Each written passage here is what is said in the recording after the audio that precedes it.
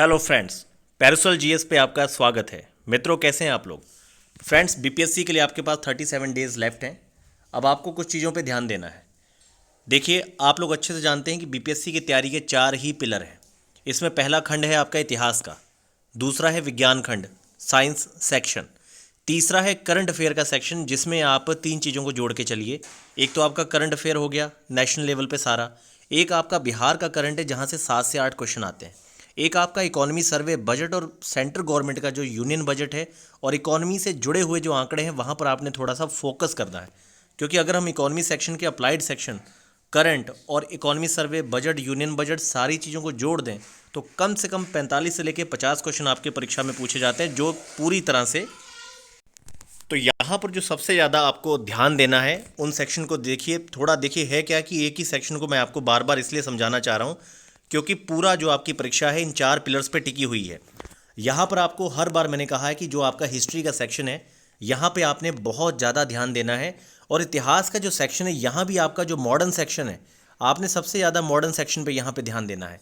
क्योंकि modern section से कम आपके जो टोटल यहाँ पे 30 क्वेश्चन आते हैं तो वहाँ से 15 से 17 क्वेश्चन आपके मॉडर्न सेक्शन से आते हैं।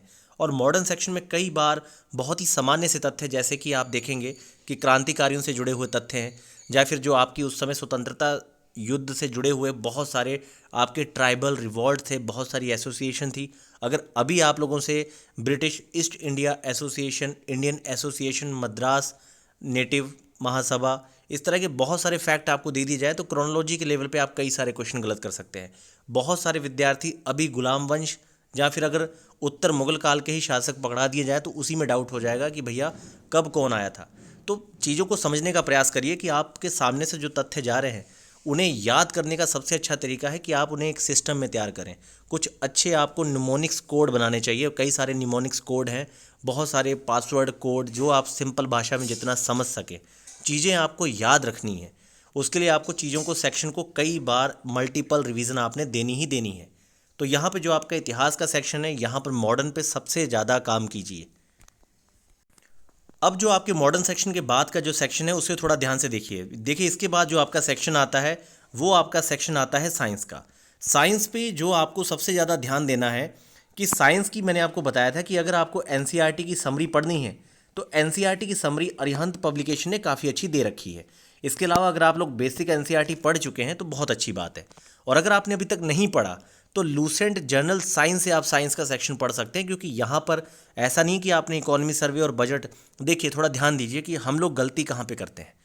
अगर आपको इकोनॉमी सर्वे बजट है, आपको इतना डर लगता है कि आप 4 कोचिंग का नोट्स खरीद के भी इकोनॉमी सर्वे बजट पढ़ते हैं। कितने प्रश्नों के लिए? 4 प्रश्नों के लिए।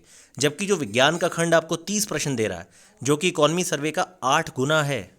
अगर इकोनॉमी सर्वे को देखा जाए तो इकोनॉमी सर्वे बजट के 8 गुना क्वेश्चन जहाँ से आते हैं उस सेक्शन पे आप लूसेंट के 40 पेज भी नहीं पढ़ना चाहते। तो इस तरह का जो माइंडसेट है, इस तरह की जो गलतियां हैं, वो तो पहले ही होता क्या है, इंसान के जो कर्म है, उसके जो काम है वो तय करते हैं कि आखिर परिणाम कैसा होगा।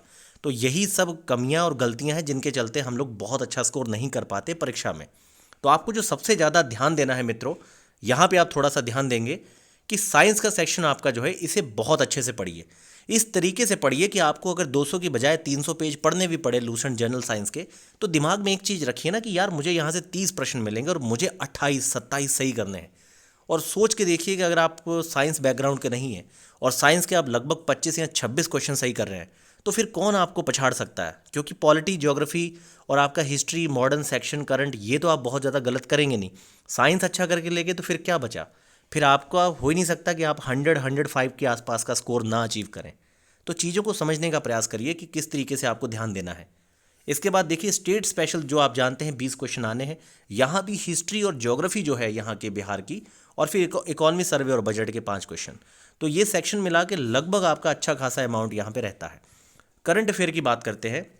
देखिए करंट अफेयर में क्या है, मैंने आपको कई बार कहा है कि आप 2 से ज़्यादा मैगजीन मत पढ़िए, और सबसे पहले तो आप एक ही मैगजीन स्पीडी पे अपनी कमांड बनाइए।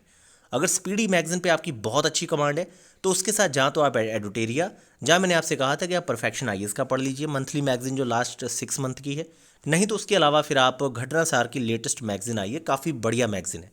आप घटनासार प्लस स्पीडी इन दोनों को करंट के लिए पढ़ सकते हैं। और बिहार के करंट अफेयर के लिए आपको कहीं जाने की आवश्यकता नहीं है, आप सिर्फ और सिर्फ स्पीडी का ही बिहार करंट पढ़िए और जब मैगज़ीन आपकी अभी फर्स्ट वीक में सितंबर की अपडेट हो जाएगी, तब आप उसका अपडेट वाला वर्जन ले लीजिएगा, ताकि कुछ और भी तथ्य वगैरह ऐड होंगे तो आपकी रिवीजन हो जाएगी। अब मित्रों, अंत में मैं आपको एक बात बताना चाहता हूँ। सेम ये 4 बातें हैं, आपको बार बार मैं बताता हूँ, क्योंकि देखिए बार बार बताने का एक ही उद्देश्य है कि यही इसकी समरी है, यही इसका सार है। जब भी आप इतिहास, साइंस और इसके करंट अफेयर के सारे सेक्शन को देखते हैं और इसी कॉन्सेप्ट के साथ, एक अच्छी स्ट्रैटेजी के साथ आप इन सारी चीज़ों को कवर करेंगे, तो हो ही नहीं सकता कि आप लोग अच्छा स्कोर ना करें। मैंने आपसे कहा था कि आप एक कागज़ पे लिखिए कि 2 अक्टूबर को आपका स्कोर जो है वो 85 है और आपका स्कोर जो है 100 है। अब देखिए, जिस बच्चे को 2 अक्टूबर को पता चल जाएगा कि उसका स्कोर 100 है, उस विद्यार्थी ने 3 अक्टूबर से अपना पूरा कट पेस्ट करके सारा कंटेंट अपना मार्केट से लेके उसने बंदे ने मेंस में लग जाना है। तो उसी बंदे के ज़्यादा चांसेस है ना कि वो 9 दिसंबर को कुछ अच्छा करके चला जाएगा, वो अच्छा परफॉर्म करेगा, वो बीपीएससी कंडक्टेड सभी परीक्षाओं में बैठेगा। सबसे पहली बात तो ये है। नहीं तो अगले 1.5 साल तक जो आपकी लागत है, चाहे आप पटना रहते हो चाहे दिल्ली रहते हो, साल भर का 2.5 से 3 लाख खर्चा भी तो है। एक पीटी फेल होने का मतलब 3 लाख रुपए का नुकसान भी तो है। बहुत सारे फैक्टर हैं, आप अगर इसको देखेंगे तो आप सच में पाएंगे कि 7-8 घंटे पढ़ना बहुत बड़ी चीज़ नहीं है। इस परीक्षा के लिए और भी ज़्यादा पढ़ा जा सकता है। जो विद्यार्थी जॉब में नहीं है, जान लगा दीजिए, बहुत ही जुनून के साथ पढ़िए। और मित्रों, पैरासोल जीएस के यहाँ पर 2 पेड ग्रुप मैं रन कर रहा हूँ। उसमें इस समय जो कंटेंट है काफ़ी अच्छे लेवल पे दिया जा रहा है। और मैन जो पैरासोल जीएस का चैनल है, वो भी डिस्क्रिप्शन के थ्रू आप उससे जुड़िए। उसमें आपको परीक्षा उपयोगी काफ़ी ज़्यादा सामग्री उपलब्ध करवाई जा रही है। बाकी आपका कोई भी सवाल हो, आप लोग मुझे parasolavalokan456@gmail.com पे मेल कीजिए। आपका किसी भी तरह का सवाल हो, आप पढ़ नहीं पा रहे हैं, आपको समस्या है, किसी भी तरह का आपका सवाल हो जो आपकी पढ़ाई में आपको मदद कर सके, मैं उसका आपको जवाब दूंगा 24 घंटे के अंदर। थोड़ा समय लग जाता है कई बार आपके जवाब देने में, लेकिन ऐसा कभी भी आज तक मेरे फ़ोन पे कोई मेल ऐसा आया नहीं है कि मैंने जिसका रिप्लाई ना किया हो। तो मित्रों, पैरासोल जीएस को जरूर सब्सक्राइब करें और टेलीग्राम चैनल से जरूर जुड़ें। और पेड ग्रुप से जुड़ना चाहते हैं तो डिस्क्रिप्शन में उसकी पूरी प्रोसेस है, पूरा लिंक है, आप उसके थ्रू संपर्क कर सकते हैं। बाकी अगली वीडियो में आपसे फिर मुलाकात होगी। धन्यवाद।